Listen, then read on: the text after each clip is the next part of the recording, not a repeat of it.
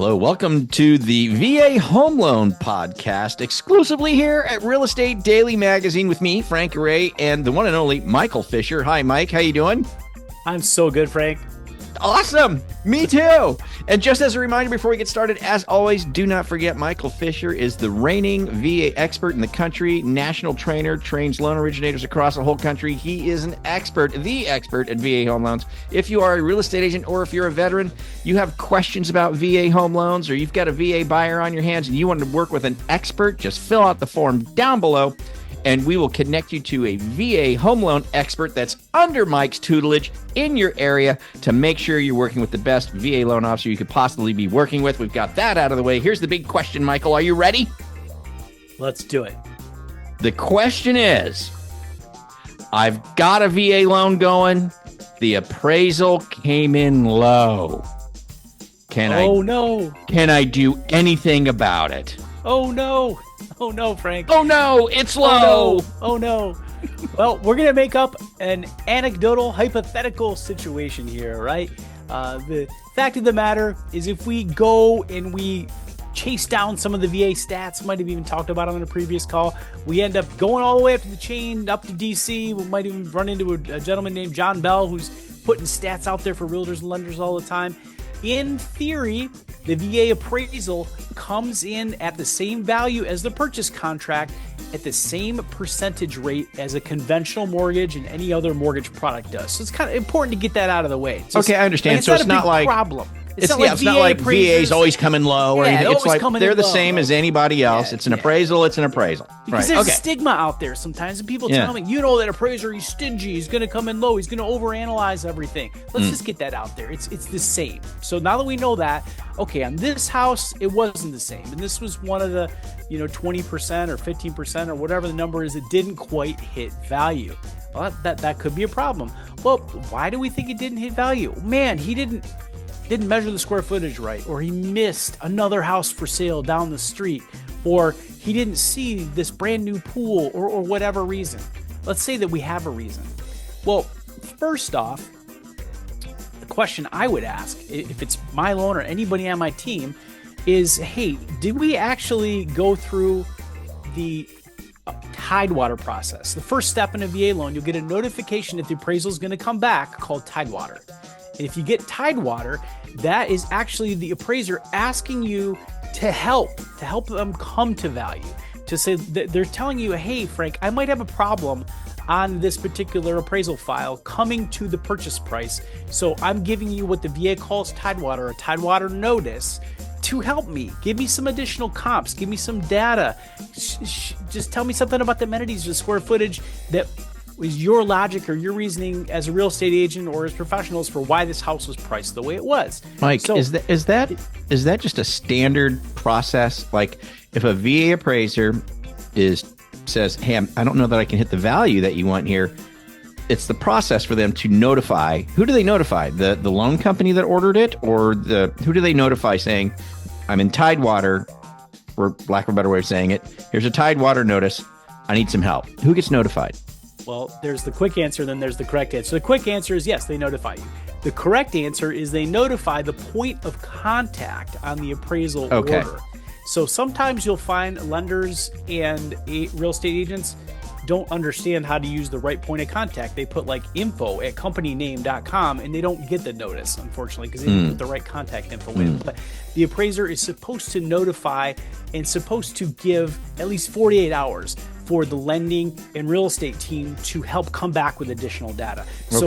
Yep. So that's one part of the process. So I threw that out there first because if we got to the point of having a slightly lower value, we should have already gone through the Tidewater process. If we didn't, that's kind of a yellow flag or a red flag. Like, wait a second, why didn't Tidewater get an issue? And so we need to go back to the lender and say, like, what happened there? Like, why didn't they give us Tidewater? Or even go back to the appraiser. And if the appraiser forgot, then they can open it back up, believe it or not. And they can say, oh yeah, we'll consider your info. So that's phase one. Now let's say we already went through Tidewater and now we are in the second part of the process where we're going to go back and argue with the appraiser.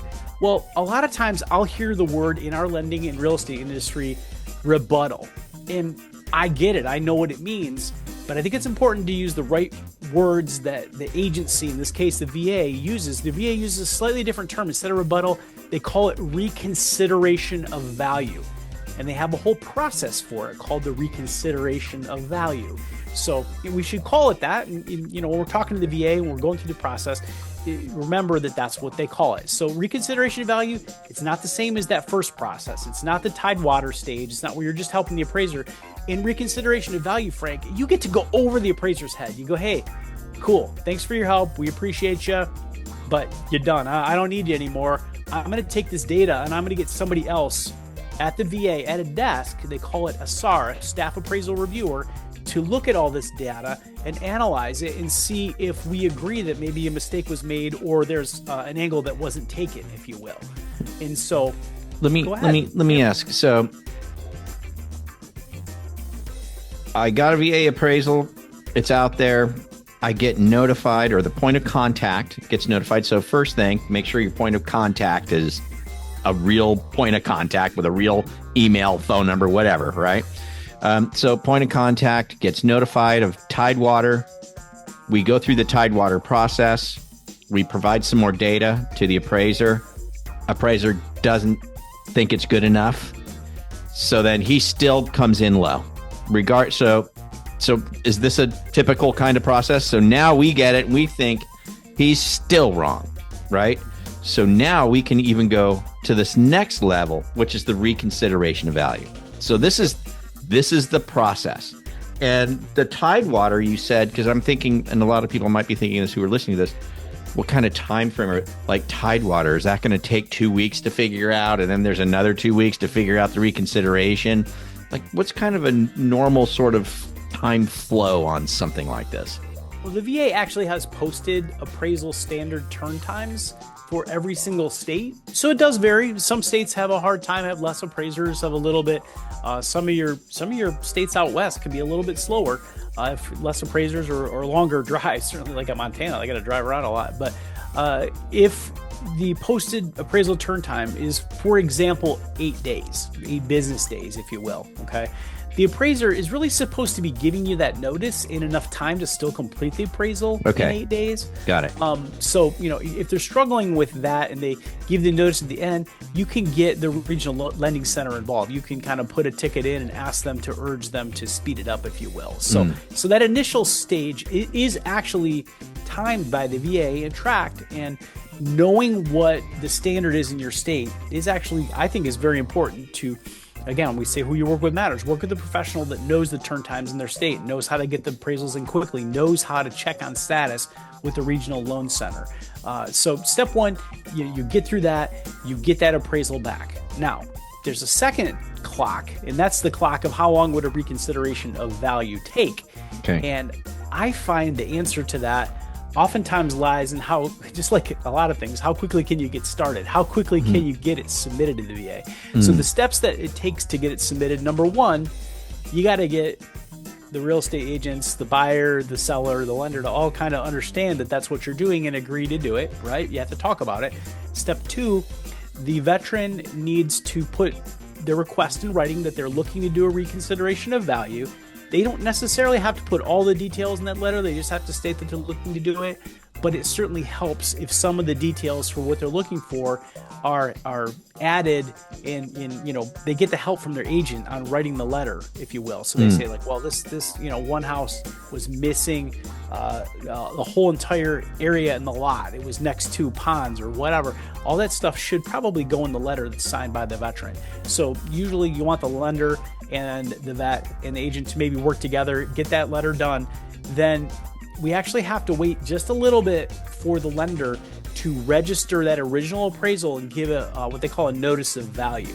So the appraiser turns the appraisal into the lender pulls it from the VA system, the lender issues a notice of value, the real estate lender, veteran, seller, or whatever, all agree that they're going to do a reconsideration of value.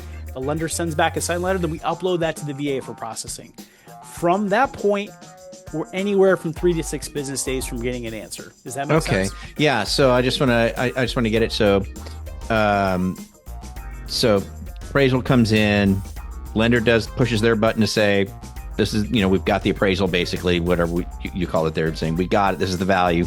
But then what we're getting together is all we're getting together is a letter with supporting documentation. Is there a form that has to be filled out? Is there an online process? You can use a grid. You can Google a grid. I can send you a grid. You put other houses in there as if you were an appraiser, but the VA doesn't require that you become an appraiser to argue. They need to know the logic. Right. And so, hopefully as a veteran, a buyer, you're probably not in the same space as a lender or realtor looking at properties all day. So usually you're going to want them to help with that and say like, hey, this house is being sold for $340. You appraised it at $330. Here are 3 other sales in my community that all sold at $350. And we think they're very similar, and maybe they didn't choose them because they weren't in my sub, but the ones that were in my sub were slightly smaller. And these ones are more relevant because they are the exact same square footage, the exact same age, and they're almost identical in proximity to schools, something like that. Does that make sense? And so that's the logic that the realtor and the lender help them put together. You would put that in the letter and just, basically put the addresses to the properties. The VA appraisal reviewer has access to all that data. They can pull those kind of things just like an appraiser could, and they're going to pull those and do what they call a desk review to double check the facts that are being laid out in the letter. Does that make sense? Yeah. So we get this letter together, we get the supporting data, we've initiated the reconsideration of value process, we upload the letter and whatever else we might want to upload proving our point. We're looking for, a few days to a week or so for a turnaround, just depending on the situation. Let me ask you this, Mike, you've done this a lot of times. I'm sure you've probably done this more than once, right? How often are you successful? How I'm going to go back to the same person I mentioned before, the head of the VA, James Bell, had given success stats last year in an interview. It's out there on YouTube somewhere. I can find it if we need to. But ultimately, this particular process is successful about 70% of the time. We come back at a higher value when we go to the VA to override the appraiser. So that's a pretty high percentage rate. It's really high. Very, very high. And the other stat that he sometimes throw out there is it's extremely low percentage of appraisals that get submitted for reconsideration. It's usually less than 1%. Yeah. So a lot of professionals don't know, or they think it's going to take too long, or they debate back and forth about whether they're going to do it, and they spend so much time trying to decide to do it or how to do it that the contract comes up and is due. And so who you work with matters. If your lending professional orders the appraisal quickly, tracks the transaction, if there's any issues, addresses the Tidewater, if it does come in low, they jump in and get it submitted almost immediately. Their underwriting team issues the value quickly, the things go in the system. You've got enough time on a 30-day transaction to do it. If anybody drags their feet at any stage in the process or doesn't know how to do it, certainly a loan officer that closes 1 or 2 VA loans a year that's not connected with professionals, like the folks on our team, probably is going to drag their feet too long, and you're going to run out of time on your contract to do a whole lot. And that's what we see happening all the time, is that people say, well, we try that, but the VA, they're slow and they don't ever do this. I'm like, wait a second, they're not that slow. They're not. The turn time's pretty reasonable, and they come back at a higher value. The challenge is in the lending industry, we get so tied up about, arguing over it, and the agents go back and forth. We don't even try to use the process they put in place for us. There's a process, and it's got a 70% success rate. And the key is just like Mike says, who you know matters, or who you work with matters, right? So if you're working with an originator who is a VA expert, hopefully like one of our lending network lenders who are directly connected to Michael Fischer, who know what they're doing, something like this comes up, they're like, hey, we got a process, let's go, right? We got a process, let's go through it, right? Whereas another loan company or another less seasoned loan officer, and I don't want to be disparaging and say they're not good or anything, they probably just don't know. They probably just not aware that there's a process, that they can even do it. They're probably just like, oh, it's low, that's it. They don't even know, perhaps. That's why who you work with does really matter. So I would just say, for any real estate agents out there or any veterans, if you might even be in that spot right now, or you're about to go into a contract, you just want to make sure you're working with somebody who knows what they're doing, man, just fill out the form down below. We'll connect you just to one originator in your area that can help you out. We're not going to sell your name to everybody.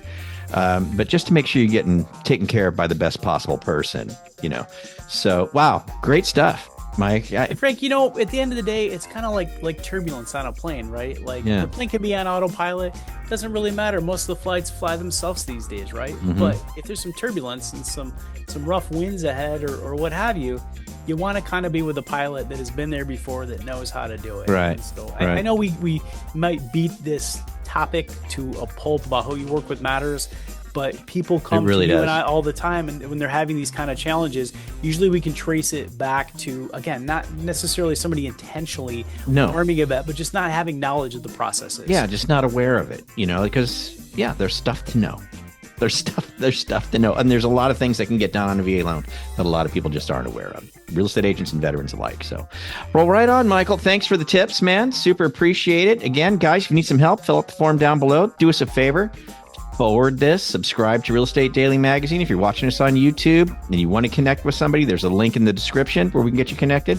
It'll bring you back to this episode on the Real Estate Daily Magazine where the forum is. But yeah, man. Hey, Michael, thanks so much. We'll see you here next time on the VA Home Loan Podcast brought to you by Real Estate Daily Magazine. See you, man. See you, bud. Late.